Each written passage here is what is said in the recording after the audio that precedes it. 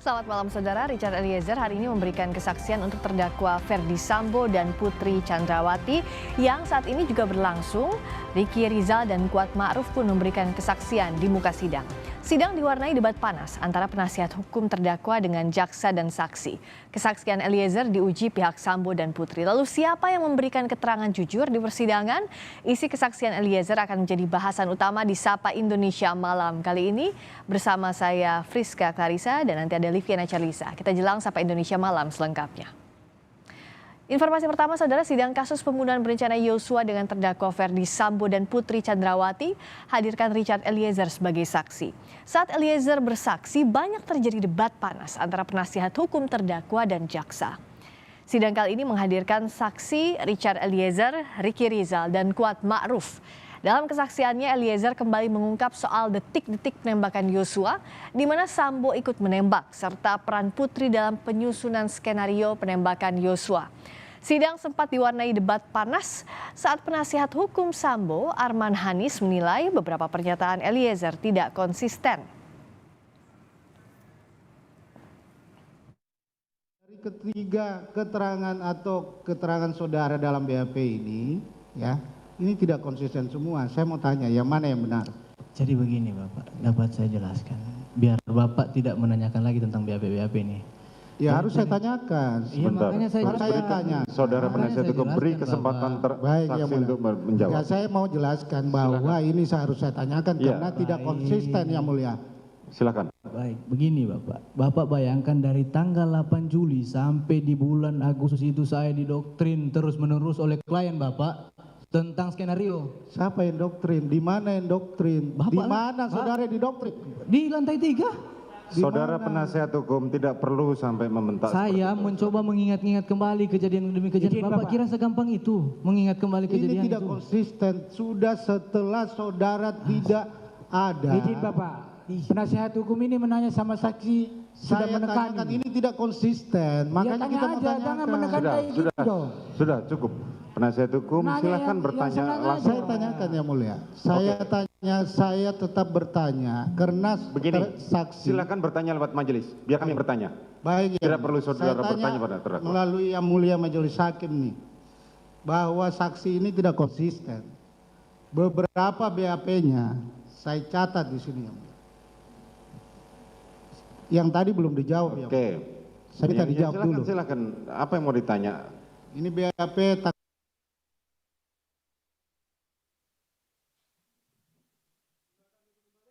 Kasus pembunuhan berencana dengan terdakwa Ferdy Sambo dan Putri Chandrawati menghadirkan Richard Eliezer sebagai saksi. Saat bersaksi, penasihat hukum Sambo dan Putri mencecar Richard Eliezer terkait skenario penembakan.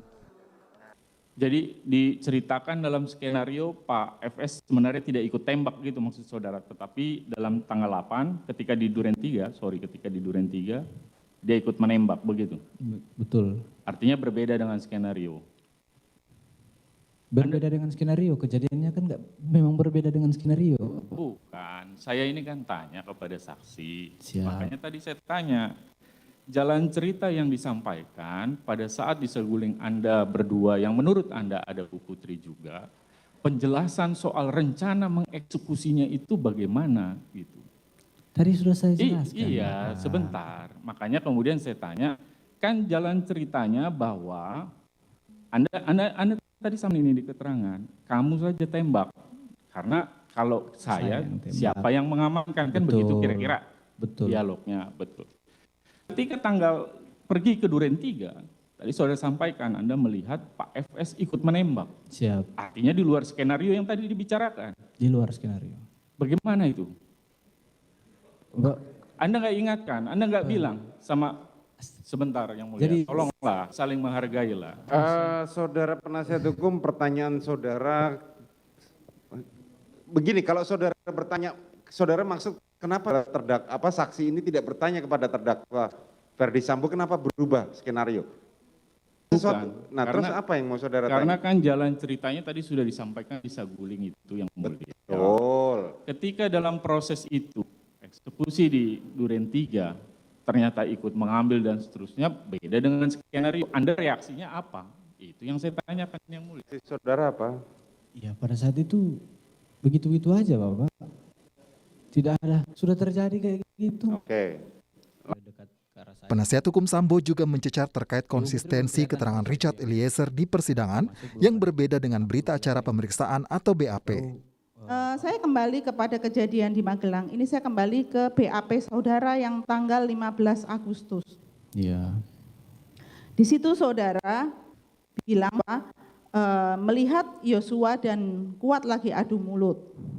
Dan kemudian saudara menyatakan kalau mau ribut jangan di dalam rumah, kasihan ibu lagi sakit. Jadi itu sudah saya cabut keterangannya, Ibu. Saya belum bertanya lebih lanjut. Yang saudara cabut yang mana? Bentar dulu.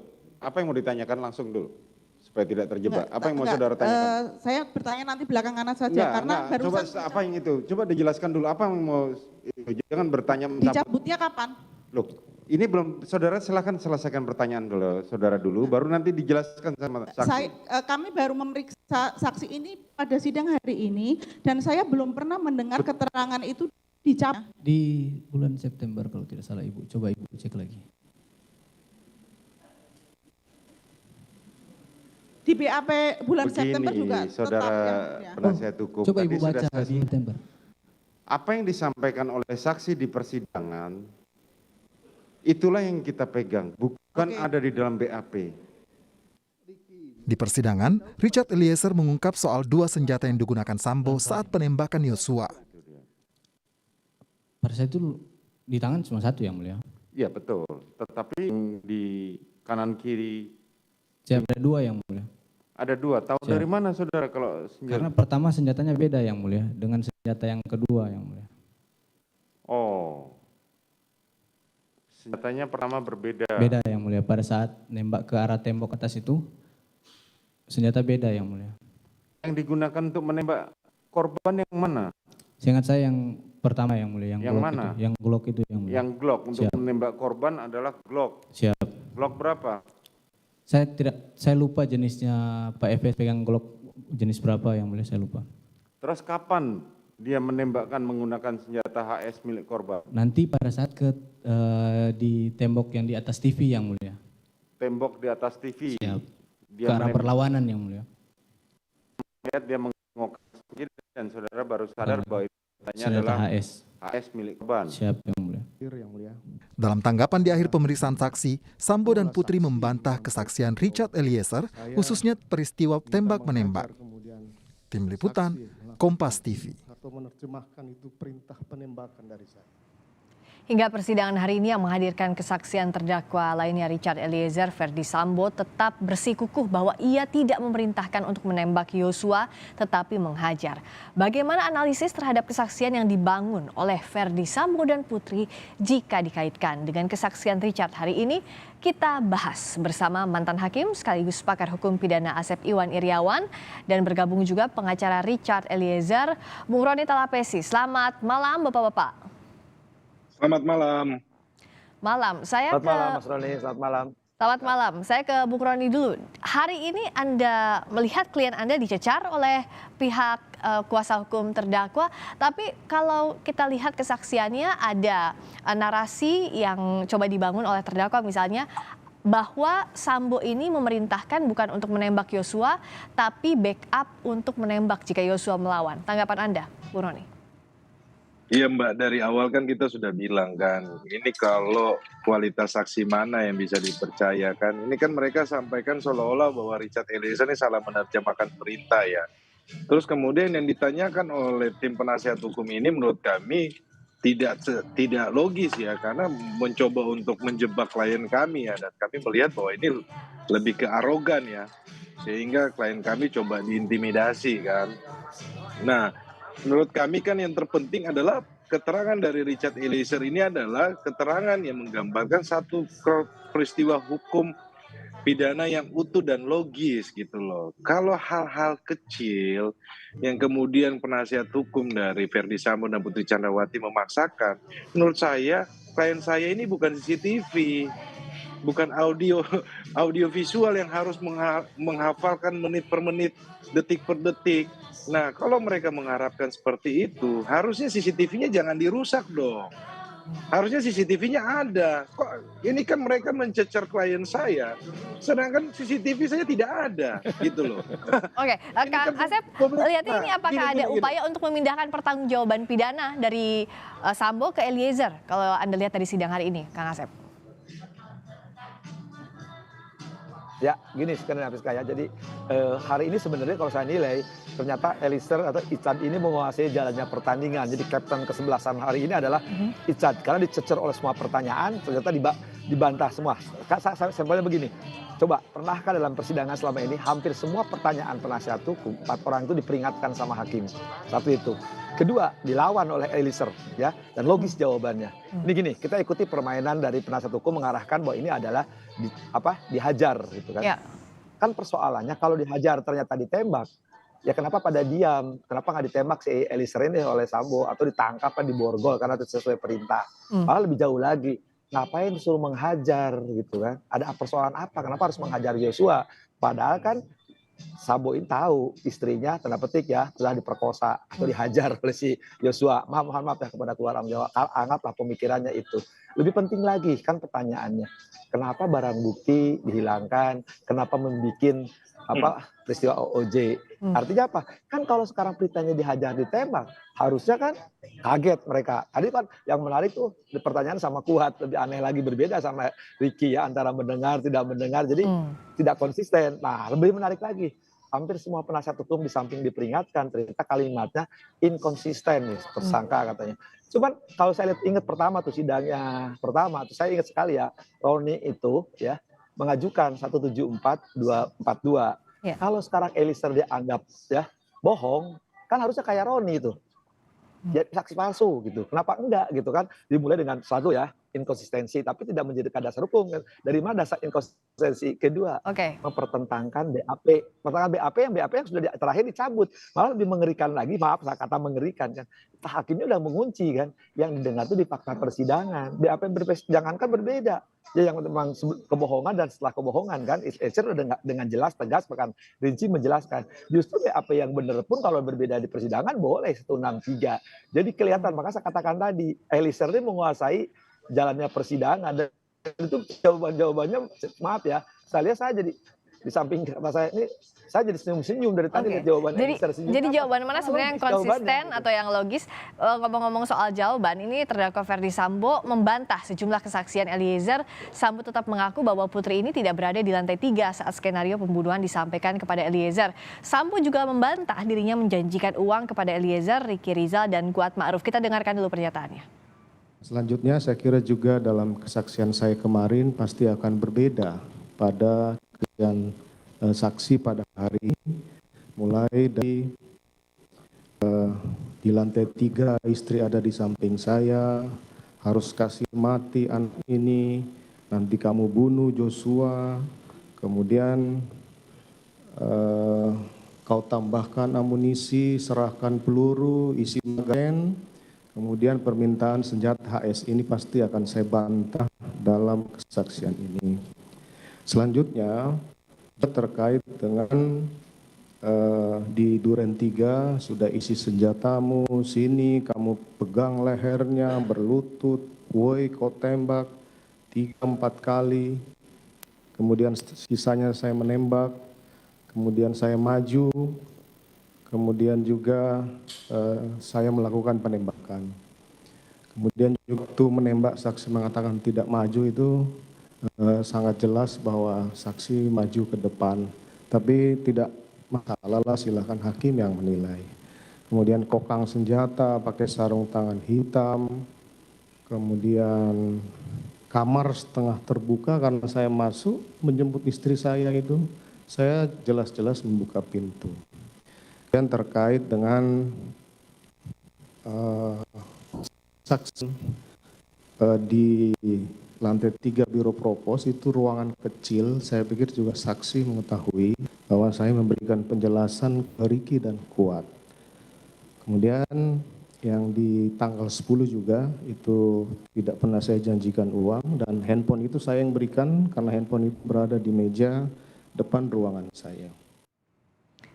Bung Roni, yang pertama tolong tanggapi dulu soal tadi. Sambo membantah dirinya menjanjikan uang kepada Eliezer, Ricky, dan Kuat, termasuk juga membantah keterlibatan Putri dalam penyusunan skenario. Yang kedua tidak kalah penting juga soal Eliezer ini ingat atau tidak menembak bagian tubuh mana terhadap Yosua. Kalau dicatat, Eliezer ini kan bilang tidak dapat memastikan bagian tubuh mana ia menembak tepatnya ke Yosua. Kalau saja misalnya Eliezer ingat ada 3 sampai 4 bagian tubuh yang kena di luar kepala, berarti bagian lainnya bisakah dipastikan bahwa Sambo yang menembak itu? Karena kalau dari hasil otopsi ada 7 luka tembak begitu, Bung Roni. Silakan jawab. Iya, Mbak Friska, terkait dengan yang pertanyaan dari Mbak itu, nanti kan ada pemeriksaan ahli ya. Yang jelas saya kasih tahu sedikit ya, bahwa serpian peluru yang ada di kepala Richard Eliezer itu bukan Yosua? dari kepala almarhum Joshua, itu bukan dari pistol dari Richard Eliezer. Itu pertama ya. Yang kedua, kan kemarin sama jaksa sudah ditanyakan mengenai hasil lie detector kepada saudara Ferdy Sambo. Ferdy Sambo menyampaikan bahwa dia tidak menembak dan hasilnya adalah berbohong begitu loh. Saya pikir publik sudah menilai ya, sudah bisa melihat dan hakim bisa menilai. Nah, terkait dengan persidangan hari ini ya, kami sayangkan kan klien kami ini kan ditunjuk-tunjuk seperti ini. Saudara Ferdy Sambo ini lupa kalau dia itu udah bukan atasannya lagi Richard Eliezer gitu loh. Tidak bolehlah mengintimidasi, kemudian menunjuk-nunjuk, kemudian dari tim penasihat hukum seperti itu. Nah, kami lihat kan ini sangat arogan, tidak boleh seperti itu. Ini anak masih muda loh, anak kecil loh.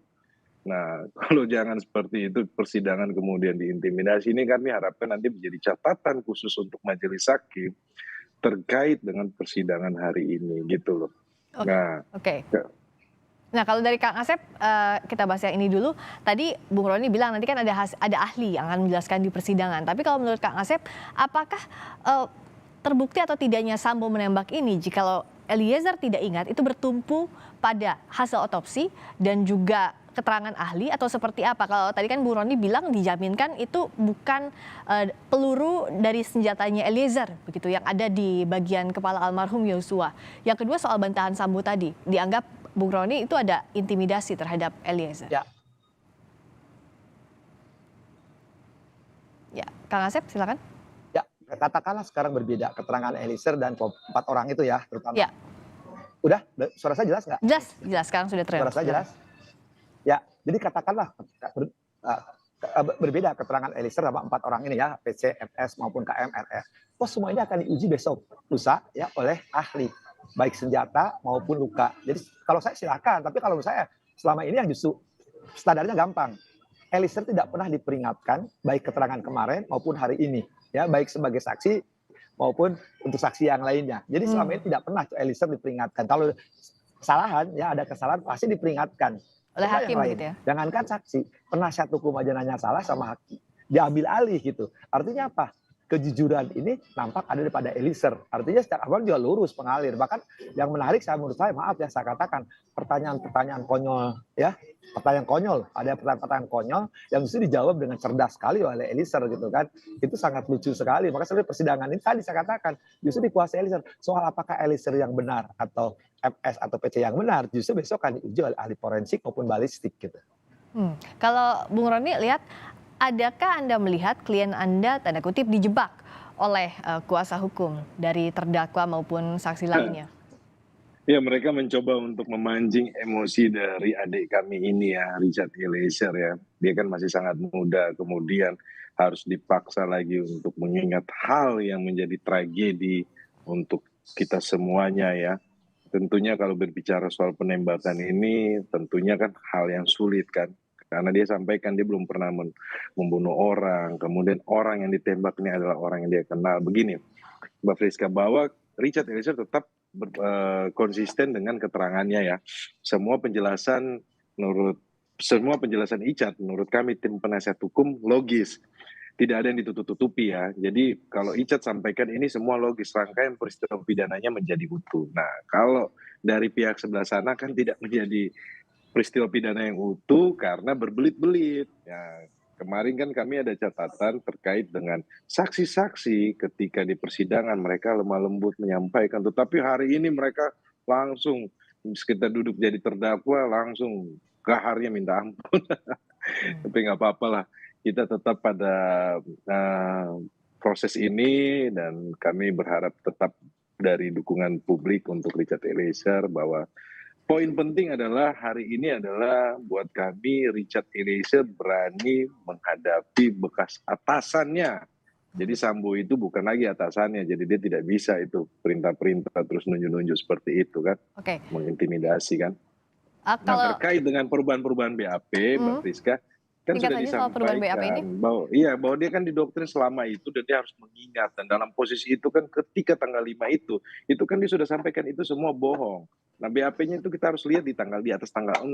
Tetapi kalau di atas tanggal 6, Ferdi Sambo CS tidak mengakui karena apa? Mereka di situ kelihatan kan bahwa perbuatan pidananya mereka. Itu aja, Mbak Priska. Oh, itu soal perubahan skenario ya setelah Eliezer mengakui soal membantah skenario awal Sambo. Terakhir Kang Asep, kalau kita lihat kan kalau dalam persidangan bukan seperti main bola ya 2 lawan 1, 3 lawan 1 begitu saksinya, tapi bergantung kepada keyakinan hakim dan kejujuran saksi. Tapi di sisi lain kan saksi ini paling rentan daya ingatnya begitu untuk merunut suatu peristiwa pidana. Nah, apa yang membuat hakim harus lebih cermat dan hati-hati? Sementara alat bukti dalam kasus ini sangat terbatas, banyak yang rusak, termasuk juga saksi terbatas, banyaknya terdakwa juga, antar terdakwa yang menjadi saksi. Ya, hakim kan harus sungguh. Kang Asep? Kan yang lainnya harus objektif ya, sekali lagi. Jadi bagaimana hakim yakin? Halo? Ya. Halo. Sekarang sudah muncul lagi Kang Asep. Tadi sempat terputus. Diulang silakan Kang Asep. Oke ya. Hakim itu menilai kesesuaian antara alat bukti satu dengan yang lainnya. Sebenarnya latar belakang ya. Sekali lagi. Nah, selama ini kan kalau Eliezer itu sudah dapatkan JC, artinya jujur, tidak pernah diperingatkan, tidak pernah malah ditegur pun tidak pernah. Baik kemarin Sari artinya lurus. Itu saja. Ya wajar kalau dia ada hal yang tidak tahu. Tapi selama ini di awal itu detail sekali, termasuk tanggal, kejadian, waktu. Itu hampir nilai 95% dia ungkap. Cuman ketika menilai hal yang detail-detail yang tidak ada kaitannya dengan unsur perbuatan, dia mengatakan, saya harus mengingat-ingat. Malah pertanyaannya sekali lagi konyol sekali pertanyaannya. Bisa saya kasih contoh. Untuk tujuan sombong apa? Tujuan bohong apa? Ya tujuan bohong ya nggak bener gitu kan, lucu. Tapi bagus jawaban Eliezer itu kan. Tapi penasihat hukumnya emosi, tetap mau mencecar. Tapi sekali lagi Eliezer jawab semua. Yang harus diuji tadi kesesuaian keterangan saksi dengan alat bukti lainnya untuk membentuk keyakinan hakim dalam mengkonstruksi perkara. Terima kasih Kang Asep Iwan Iriawan, pakar hukum pidana. Terima kasih Bung Roni Talapesi, pengacara Richard Eliezer telah bergabung di Sapa Indonesia Malam.